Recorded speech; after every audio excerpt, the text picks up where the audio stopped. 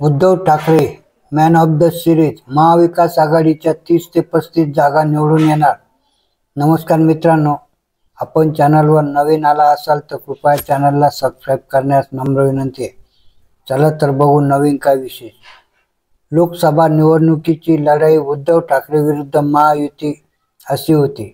उद्धव ठाकरेंनी स्वतःच्या कर्तृत्वातून लढाई लढली, शिवाय शरद पवार आणि काँग्रेस नेत्यांनी चांगला प्रचार केला। येत्या 4 तारखेला निकाल लागेल तेव्हा Uddhav Thackeray man of the series असतील। महाविकास आघाडीच्या किमान 30 ते 35 जागा निवडून येतील। महायुतीच्या किती येतील मला माहीत नाही।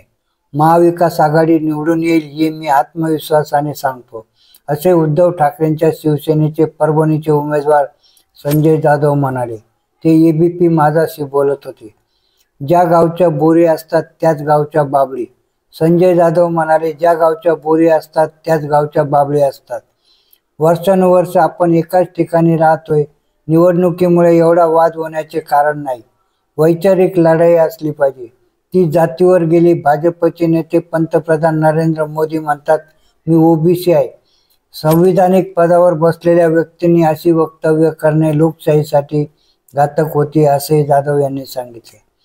मराठा समाजाच्या पुढाऱ्यांनी असा प्रयत्न केला तर बिघडण्याचे कारण काय? पुढे बोलताना संजय जाधव म्हणाले, आतापर्यंत छगन भुजबळ साहेबांनी ओबीसींसाठी लढा दिला।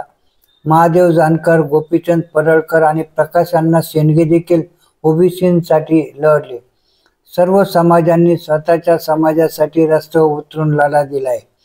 समाजाने सरकारला दबावाखाली आणून अनेक गोष्टी पदरात पाडून घेण्यासाठी प्रयत्न केले आहेत। त्यामध्ये मग मराठा समाजाच्या पुढाऱ्यांनी असा प्रयत्न केला तर बिघडण्याचे कारण काय? वाईट वाटायचे कारण काय?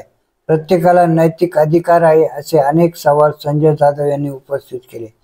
जातीवर आधारित आरक्षण नको तर आर्थिक निकषांवर आरक्षण द्या। समाजाला काही पदरात पाडून घ्यायचे असेल तर रस्त्यावर उतरावे लागेल। मराठा समाज रस्त्यावर उतरला म्हणून दोषी आहे का? आमच्या समाजाने हक्क मागू नयेत काय? मराठ्यांना ओबीसीतून आरक्षण मिळावे ही मागणी चुकीची आहे का? सगळे सोयऱ्यांची अंमलबजावणी करा असे म्हणणे हे चुकीचे आहे का? सरकार सगळे सोयऱ्यांची अंमलबजावणी कशामुळे करत नाही? मराठा समाजात आज चूल पेटण्याचे वांदे आहेत। शिवसेना प्रमुख वंदनीय बाळासाहेब ठाकरेंची भूमिका होती की जातीवर आधारित आरक्षण नको तर आर्थिक निकषांवर आरक्षण द्या। ती परिस्थिती आज झालेली आहे। आम्ही कोणाचे हक्क हिरावून घेत नाहीत, पण आम्हालाही हक्क मिळाले पाहिजेत, असे संजय जाधव म्हणाले। अशीच नवनवीन माहिती मिळवण्याकरिता कृपया आपल्या चॅनलला सबस्क्राइब करावे ही नम्र विनंती। धन्यवाद।